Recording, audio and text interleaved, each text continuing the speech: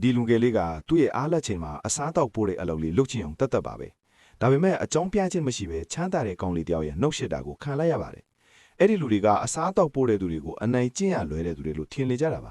ါဒါပေမဲ့ဒီတစ်ခါတော့သူတို့တကယ်ပဲလူမားပြီးရန်သွားစမိလိုက်ပါပြီ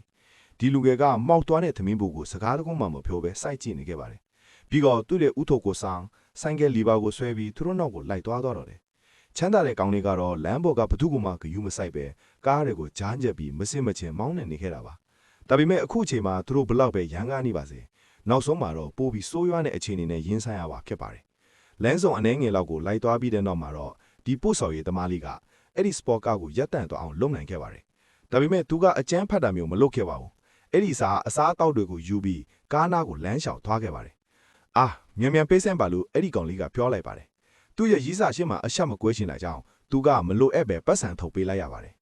စူးစမ်းအားထုတ်တဲ့လူငယ်ထေယောင်ကညင်းတဲ့အထိအစားအသောက်တွေပို့ပေးလိရှိပါတယ်ဒါပေမဲ့တနေ့မှာတော့သူနားနေတော့အနားကခြုံပွတ်ထဲကနေဖုံးမိတန်းတကုံထွက်ပေါ်လာခဲ့ပါတယ်ဖုံးထဲကနေအမျိုးသမီးတယောက်ရဲ့အတန်ထွက်လာပြီးသူကဖုံးပိုင်ရှင်ဖြစ်ကြောင်းထေယောင်ကိုအဲ့ဒီဖုံးလေးလာပို့ပေးစီခြင်းနဲ့လို့ပြောပါတယ်ဝန်3သိန်းတောင်ကန်လန်းနေတာပါဒါကတာမန်ပို့ဆောင်ခတ်တဲ့အများကြီးပို့ပြီးတွက်ချီကြိုက်ပဲကိစ္စထင်နေပါတယ်ဒါကိုကြားလိုက်တဲ့ထေယောင်ကတွေ့ဝေမနေပဲအဲ့ဒီလိပ်စာစီကိုတန်းသွားခဲ့ပါတယ်ဒါပေမဲ့အဲ့ဒီနေရာကမှောင်အတိကျော်နေကြောင်းသူဇဝဲဇဝဖြစ်နေတော့မှာပဲဖုံးကထပ်ပြီးမြည်လာပါတယ်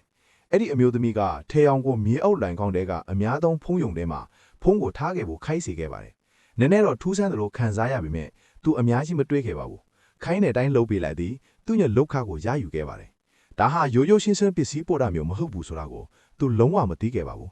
နောက်ထဲမှာတော့သူပန်းပင်လေးတွေပြုတ်ပြင်းနေတော့အရက်ဝေးရဲတဲ့ယူတီရဲ့ရောက်လာကြပါတယ်ဘာစကားမှမပြောဘဲသူ့ကိုဆွဲခေါ်သွားကြပြီးလက်တလောဖြစ်ပွားခဲ့တဲ့လူတက်မှုတစ်ခုရဲ့တန်တရားစီအခေဆွဆွဲချင်းခံလိုက်ရပါတော့တယ်ရဲတွေကသူ့ကိုအပြစ်ဝင်ခံဖို့ဖိအားပေးကြပါမယ်သူတခါမှမတွေးခဲ့တဲ့အမျိုးသမီးတယောက်ကိုတတ်ပါတယ်လို့ဘလို့လို့ဝင်ခံလိုက်မှမလဲ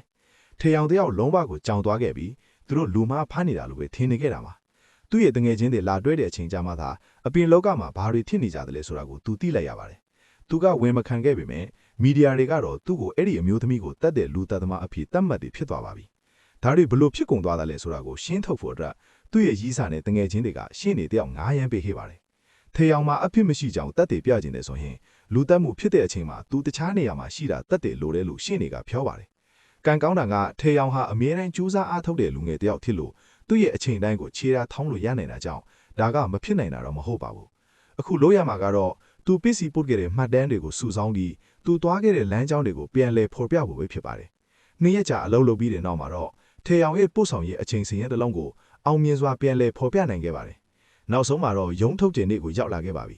ရှင်းတွေကတပ်တွေတွေကိုအရင်ဆုံးတင်ပြခဲ့ပါတယ်ထေယောင်မှာကြည်ပြမှုကိုကျူးလွန်ဖို့အတွက်အခြေမရှိကြောင်းကိုသူကတင်ပြခဲ့တာပါဒါပေမဲ့ထင်တယ်လို့မရိုးရှင်းပါဘူးရဲတွေကလည်းတပ်တွေရှိနေပါတယ်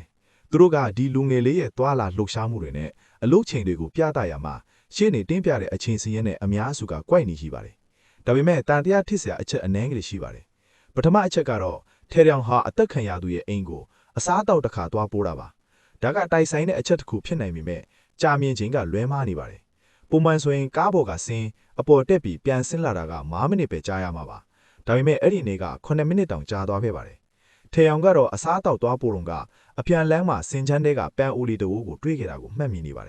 ်သူကပန်းပင်တွေတောင်ကောင်းကောင်းထိတာကြောင့်အဲ့ဒီပန်းပင်လေးကိုဂယူးဆိုင်ရွေ့ပေးခဲ့ပြီးနေဆောင်နဲ့များများမရရှိတဲ့ဖို့တတိပေးချက်လေးတစ်ခုရေးထားခဲ့ပါတယ်အဲ့ဒါကြောင့်ပဲ2မိနစ်လောက်ပိုပြီးကြာသွားခဲ့ရတာပါ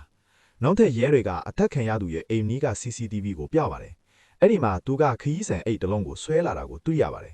ထေယောင်ကတော့အဖွားကိုတယောက်ကသူ့ကိုကူညီခိုင်းတာကိုမှတ်မိနေပါတယ်စိတ်တဘောထားကောင်းတဲ့သူတယောက်ဖြစ်နေတာကြောင့်သူကမငင်းနိုင်ခဲ့ပါဘူးအဲ့ဒါကြောင့်ပဲသူကအဲ့ဒီမှတ်တမ်းထဲမှာပါဝင်နေခဲ့တာပါဒါပေမဲ့အဲ့ဒီအိတ်ကလူတက်မှုမှာအသုံးပြုခဲ့တဲ့အိတ်နဲ့တူနေလိမ့်မယ်လို့ဘယ်သူမှမထင်ထားခဲ့ကြပါဘူးဒါကိုတိုက်ဆိုင်တဲ့အချက်တစ်ခုလို့ယူဆလို့ရနိုင်သေးပေမဲ့နောက်ထပ်တက်တဲ့တစ်ခုကထေယောင်ကိုယ်တိုင်ကတော့သူ့ကိုယ်သူတန်တရားဝင်ဝါစေပါတယ်ရဲဝီကအသက်ခံရသူရဲ့ဖုံးကဘာလို့သူ့စီမှာရှိနေတာလဲလို့မေးမြန်းပါတယ်ထေယောင်တယောက်တုံ့လူသွားခဲ့ရပါတယ်သူကောက်ရခဲ့တဲ့ဖုံးကအသက်ခံရသူရဲ့ဖုံးဖြစ်နေလို့ပါ CCTV မှတ်တမ်းထဲမှာသူဖုံးကိုကောက်ယူပြီးဆိုင်ကိုပြန်အပ်ခင်အထိကိုအကုန်လုံးပါဝင်နေပါတယ်ဒါပေမဲ့အဲ့ဒီဖုံးကအသက်ခံရသူအမျိုးသမီးရဲ့ဖုံးဘလို့လို့ဖြစ်နေရတာလ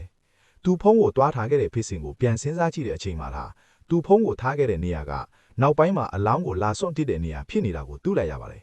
ဒါကတော့တိုက်ဆိုင်တဲ့အချက်တစ်ခုလို့ပြောလို့မရတော့ပါဘူး နောက်ဆုံးတက်တွေမထွက်လာခင်အထိတော့လူတက်မှုနဲ့တိုက်ရိုက်ပတ်သက်တဲ့အထောက်အထည်မရှိသေးပါဘူးအဲ့ဒါကတော့အလောင်းကိုအပိုင်းပိုင်းဖြတ်ခဲ့တဲ့နေရာပါအဲ့ဒီနေရာကသူအဲ့ဒီနေကအစားတောက်သွားပို့ခဲ့တဲ့နေရာဖြစ်နေပါတယ်